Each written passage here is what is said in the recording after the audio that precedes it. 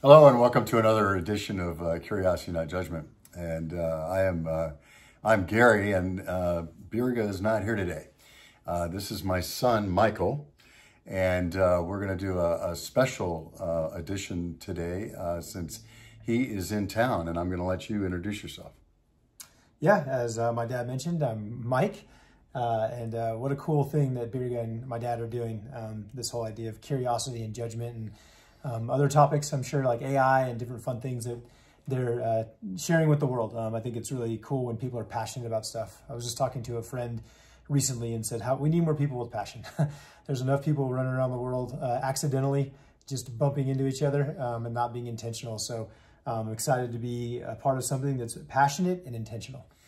And, you know, intentionality has a lot to do with curiosity. And, you know, it's funny because one of the things that Mike and I were talking the other night, and I was pointing out that one of the purposes of this podcast is to get people to be more curious and less judgmental in a society where it seems like we're all divided and we need more dialogue, we need more discussion, and we need more positive things. But what came out of that discussion was, you know, it's always a balance. It's always it's this and, it's never or. So it's not curiosity or judgment, it's curiosity and judgment. And the relationship is really key. As a matter of fact, the purpose of today's podcast is to introduce something called a quad chart. I'm very interested in relationships. I've always loved relationships between people, between things, between organizations. Well, there's mathematical relationships in graphing and X, Y.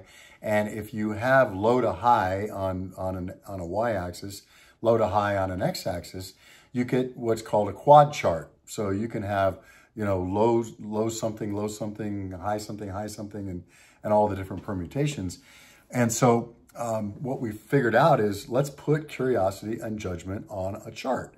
So if you're listening to this, or if you can visualize this, let's say you've got low curiosity and high curiosity, and you've got low judgment and high judgment. And what that does is it creates a quad chart or 4 different quadrants. One is low curiosity, low judgment. One is high curiosity, low judgment. One is high curiosity, high judgment. And one is low curiosity, high judgment. And so if you think about those, we started talking about them back and forth, and I'm going to have, you know, Mike kind of teach this to you in quad chart fashion here in a second because he's so good at that. But what we were thinking of is a way to kind of identify that is as low curiosity and low judgment would be kind of disengaged, right? I don't know. I'm not active in that right now. I'm not thinking about that right now. Sometimes that's intentional. Sometimes that's not. I can't know everything, but, you know, objectively, you're disengaged. If you have high judgment and low curiosity, or low curiosity, high judgment, that can be divisive. I've decided, and this is the way it is. And boy, if, you know, the whole world would just see the way things I do, then everything would be great. That can be divisive. If you were high curiosity and low judgment, that might be more you're in the discussion, right? Or a dialogue or a debate. You're trying to discern, you're using curiosity and trying to understand other viewpoints of the world as you make your judgment. And then if you have high curiosity and high judgment, it could be discernment. Because as Mike and I's discussion went the other night, it does take both. You can't just have high curiosity with never any judgment. You'll never make a decision. You can't have high judgment with no curiosity. You'll get stuck, right? But true discernment, the way we're using that word, would be both high judgment and high curiosity together. And you're not stuck in any one old frame of reference or whatever. You're always open for new, but you're constantly upgrading your mental model and going forward. Yeah, and I think the observation, working with leaders across the world in mostly, you know, high stress situations for the last decade, we recognize that about half the people in the world are going to naturally move towards judgment. So there's a new idea presented, someone gives an opinion, and they're going to move towards judgment. It's not bad yet, unless we stay there. The other half, the people of the world, will move more towards curiosity. So I'm interested. Wow, that was an interesting point. I like the idea. What's the opinion? I'm going to consider this first. And so, again, neither one's right or wrong. It's about 50-50 if you look at human psychology around the globe. But the idea is that no matter where you go first, you don't stay there.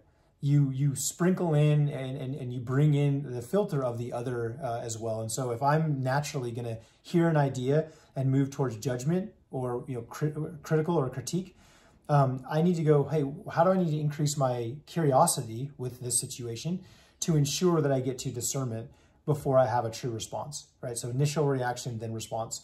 If, on the other hand, my natural instinct is to be curious, wow, that was that's thoughtful, I'm very curious. But over time, if we're trying to make progress, we have to move from we're in a dialogue, a debate, a discussion to let's use judgment and move all the way over to discernment so that we can move forward in a positive direction. So whichever side you find yourself on, the curiosity instinct, the judgment instinct, just know that as great relational people, if we want to be good in relationships and good in influence in life, then we need to learn how to do both really well. Now, when we find ourselves disengaged, and you made a really good point when we were discussing this earlier, I was saying, well, sometimes disengaged can be intentional because, I can't know everything about everything. There's only so much in the human psyche that one brain can hold. And so I have to almost be intentional about being disengaged on some things. But you made a really good point about relationships. Yeah, which is, it's never good to be disengaged in a relationship. And that's the thing. So yes, there are trillions of data inputs every single day. Attention is still the most limited resource we have at this stage in the game with technology, artificial intelligence. So it's okay to be disengaged with lots of topics because we would be scattered. However, when it comes to relationships, we should never be disengaged.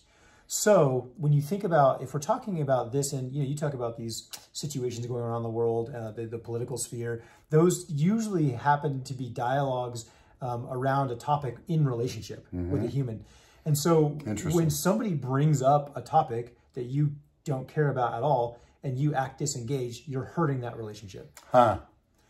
Okay, so even if it's, look, I'd rather not talk about this because we might disagree, I don't like conflict, or I don't want to talk about this because I'm just tired of talking about it, that's still, that disengagement is not helpful to the relationship. So do unto others as you want done unto you.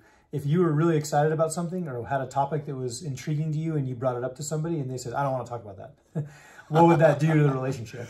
No, that makes sense. And so basically what it says then is that when this comes, I mean, most of our life is communication. We look at organizations around the world and almost every single one of them, their number one thing they struggle with when it comes to their engagement reports is communication because it's so difficult. So we spend most of our day, even those of us who don't want to be talking this much, we're in so much communication that when somebody makes an effort to communicate to you, whether it's because they have to in their job or because they have to in their home life, it doesn't matter. If they're making an effort to communicate, there needs to be a level of engagement. And what we're suggesting is not only don't be disengaged, but your natural instinct will move you towards judging. Like, I don't want to talk about that. That's not important to me. Or curious, like, oh, that's great. But the idea is they brought it up for a reason, and it's always to move towards curiosity and judgment, so that you can have that, again, it creates a healthy and a virtuous cycle in the relationship. That's interesting. So people with different personalities may actually want you to be more curious or more judgment in the moment, based on the season, based on different personalities. Yeah. I like people that are more curious. If I come to them, I want them to be more curious about my ideas. Oh, say more about that, Gary. That sounds like it's something that's interesting to me. I haven't heard that kind of a perception before. I'd really like to know more. If somebody just goes, oh, that's stupid, or that's judgy, I kind of take that.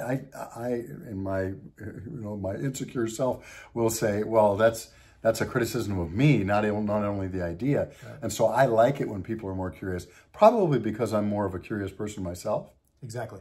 So again, we tend to want people to treat us, again, the way we want to be treated, but we tend to think that people see the world the way we do. Yeah. So you're a very curious person. You love ideas. You love innovation. So that's not everybody. I think your voice makes up about 13% of the population in the world. So more importantly, we have to figure out, okay, what's the situation and what does it need, right? And so actually, you gave me an idea, which I hadn't thought about, using a communication code, right? Oftentimes we need a cipher to determine, to crack the code. So I could say to you, hey, I've got an idea, but I really want you to be curious right now. Ah. Or I could say, hey, I'm about to make a big decision. I really need your judgment. Mm-hmm. So even you as a curious person, and you've been my dad for how many years? 41, it seems like these days. So let's say, hey, I'm making a really big decision on a career change or a move or something like that. I'm like, Dad, I really need you to be, I need your judgment. I need you to go to judgment first so we can make good discernment. I don't need you to be curious right now because I'm about to make a really important decision. And if I just get curiosity, you might get stuck there and I might make a bad decision. That's interesting. So I almost invite you to give me what I want. So now we're using a code so we don't miss each other. Because if you bring me a great idea and I go straight to, how's that going to work? It's a wet blanket for you. That's amazing. But if you go, hey, I have an idea. Can you start to be curious first and then let's move towards discernment? So which path you take, you help me, guide me which way we should go. That's really good. And that would really help in relationships where you have permission to give a code. Yeah. Now, if I'm with a customer. Oh, fair enough. Okay. Right? If I'm with a customer or if I'm with somebody I've just met, okay. I'm not going to say, oh, by the way, here's how you can speak to me. Yeah. And you're not allowed to speak to me. Yeah, sure. But I get it. That's really good, though. But in just that conversation, it shows me that there's going to be two different types of people in the world. And if I'm going to talk to, regulators, in a state that regulate, utilities and insurance and stuff, they're going to tend to be more critical, right? Sure. I should almost expect them to come with judgment first and then maybe curiosity later, et cetera, et cetera. But if I have a situation where I can give a code, if I've got a relationship that's been built on trust enough to where I can add a layer of this code, man, why not? And that would even strengthen the relationship even more. That's it. And and when we are intentional to let somebody know, this is what I'm trying to do here, this is what I would expect from you, I'll do the same for you, that just strengthens relationship. So two things, I love what you said. Number one is, you're right, it wouldn't work for relationships where there's very little context and relational capital. However, the majority of our conversations in our life happen in more deep relationships. Interesting. You're not mostly talking to people you don't know. Maybe a couple customer meetings in a day, maybe whatever. But oftentimes we're in teams and families and units that were intended to have healthier communication. Therefore, use the code. When you can't, I like also what you said, which is think of your audience. What should their disposition be?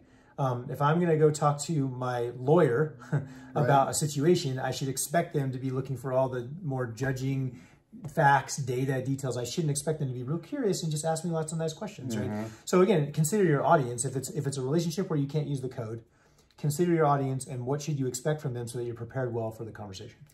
It's funny you say that because when I was looking for an accountant, when we first started those medical businesses that I did a few years back, and people were recommending various accountants, and I was looking for someone who, and I would say this to people, I don't want someone who says, I can't do this.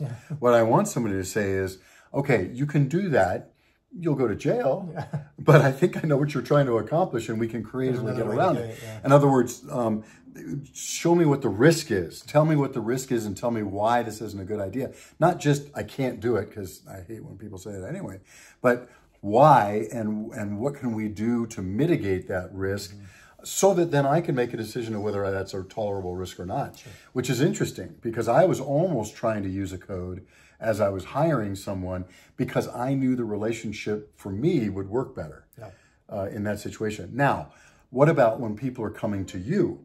How can you respond better? How can you discern what people need from you at the moment, judgment or curiosity?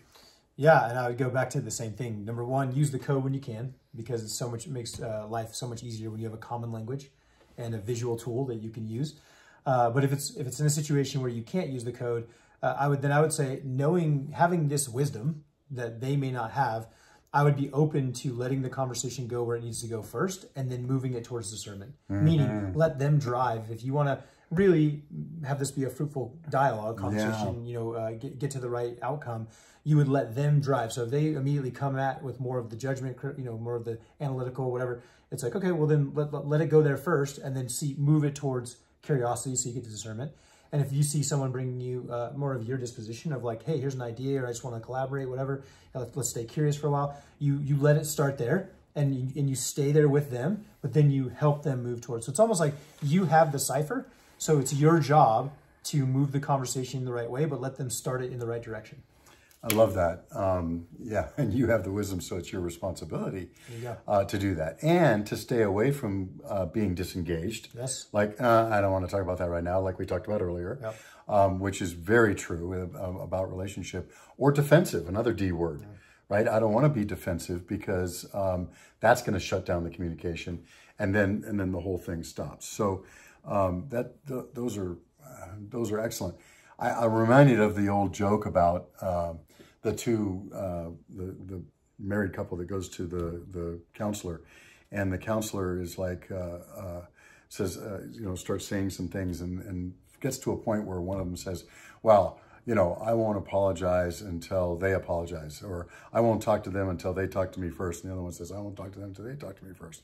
And the counselor says, okay, whichever the most mature of you go first, right? And so it's like, okay, well then, right? And it's almost like that. It's like, look, given that you have that wisdom, given that you've got that code, given that you've figured out something in relationship, it is almost our responsibility then to help bring value to that interaction by doing that. And for me, I mean, just having this conversation, I'm going to be less defensive when someone comes after me with judgment.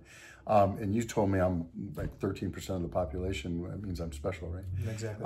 That means that, my goodness, I don't do math in public, but that means that 77% of people are probably going to come at me in a way that I don't appreciate. 87%. 87%. Thank you. So I knew all those engineering dollars paid off. But that's a big deal to me, because that means I shouldn't expect everybody to come at me with curiosity and wanting to know more about my brilliant ideas. Of course, they're going to come with questions. They're going to make me potentially be defensive or disengaged because I feel like they don't like my idea. They don't like me. Instead, I should be thinking, okay, this is their approach on how to learn more. It's their way of being curious. Yeah. And that's a deep insight. Now you're really talking, because again, it really is about half the population statistically. And this is a couple hundred years of human psychology data, which would say that half the people would move towards that. And I wouldn't say judgment. We obviously that word has a negative connotation, but actually making a good judgment call is a good thing, right? So think of it as their way of being curious. It's just different than yours. Yeah. So now all of a sudden you think, hey, they brought you this idea. Someone with a disposition, let's say somebody whose job it's a risk manager for your company, and their job is to make sure you guys never drive off a cliff, or you're never going to run out of money. And you bring them a crazy idea, which may be really good for the company, but their job is literally to move towards judgment first because of what they're being asked to do by the company. Their role and responsibility in life is to do that first. Then get them to be more open, right? But let them go there first. If you try to force people to go your direction, that's not the whole idea of thinking of others' interests more than your own. It's thinking, hey, well, I know the outcome I want to get to. Therefore, I want to be able to start the conversation, drive it the way it needs to go, and get to where I want to go. Well, that's all about you. But relationship means it's both ways. So I would say, with the power of the wisdom that you've been given, it's your responsibility to let them drive the conversation and guide it towards discernment. Yeah, I know. I really like that. A good analogy of that is my financial guy. And when I call him up on the phone and say, hey, Southwest has got to be at the bottom right now. Let's buy some Southwest. Or hey, let's buy some more Bitcoin, or let's go buy some NVIDIA, because that's a good one right now. They're all over AI, and AI is going to be a big deal. And they're going, yeah, that's fine, Gary. We're trying to do wealth management here and asset retaining assets. And so we've got you more in gold and water rights and real estate. And we're doing some kind of solid things here, right? And I'm going, well, can I have 15% of the account and do this wild stuff? Okay, yeah, now, and then it's a negotiation, right? And so you're right. We all have our different roles. And those can be flip-flopped in a situation sometimes, right? Sometimes I need to be the judgment person because I got somebody who will never make a decision. Sometimes I need to be the more curious person because curiosity is not even in the room right now, right? And so a different season, a different time, a different discussion, different sets of circumstances, different people, different personalities. But there's always a way to add value by bringing more of the thing that's missing. So I think a good practice would be, number one, look in the mirror at yourself first and say, what's my natural disposition? Do I tend to move towards judgment or curiosity first? Yep. Having that knowledge, it shows you your blind spot, which says Yep. I need to learn to do better at the other. So if I'll go myself, if mine is more, my propensity is towards judgment, then I know already I need to learn to be more curious, right? So it's not that it's not ever going to be a natural instinct, but I know how important it is. So to your point, it's look in the mirror and be honest about your own self, and then say, whenever I'm in a situation, I know both are important and necessary. Therefore, even if it's not my natural tendency, I'm going to ensure that both get brought into the situation. That's good. You often talk about something about left hand, right hand, right? Mm-hmm. So it's not that both hands aren't important. It's just that I prefer to do some things with my right hand, right?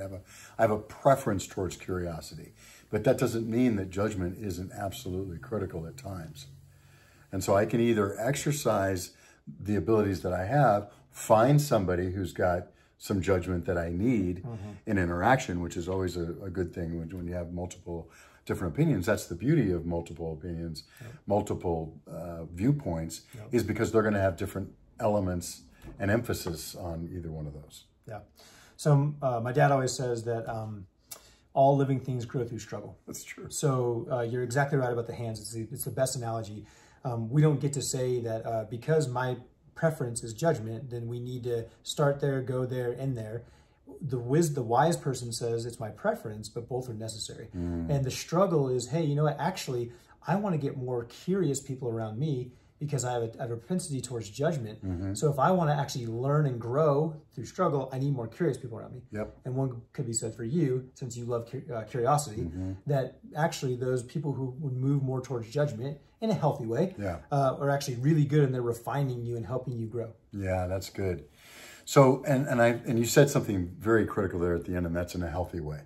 I think we can all add to the discourse in this country and in our societies and in our schools and in our churches and wherever we're at in life by being more healthy in our discussions and understanding that there's various viewpoints and all should be, valued, and we should be, and those different approaches of curiosity or judgment should be valued. And what can I bring more of to move this particular discussion or discourse forward in a healthy manner? That's right. And what value can I bring? So some good curious questions here. So to summarize, who am I? Self-awareness, know yourself to lead yourself. Who am I? Am I more curious or more judgment in general? How do I respond when people are curious or judgment to me? Can I give them a code and say, hey, I'd like you to be more judgmental or more curious at this point in my decision-making process. And in the places where I can't, just understand that those things exist. Don't get defensive or disengage, but stay in there in a healthy manner. That's it. That's good. Yep. And then in the end, like I said, it comes back to, you said self-awareness, but it's also, the purpose of self-awareness is really for the emotional intelligence. It starts with self-awareness, but it moves towards if there's internal and external. So external says, hey, actually, I want to consider this other person's viewpoints, ideas, opinions, their needs in their life more important than myself.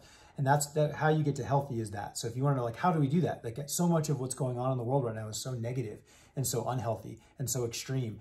How do you get better? Start to think of the other person's interest over your own and realize that we've got a nice framework now with curiosity and judgment, and knowing both are necessary.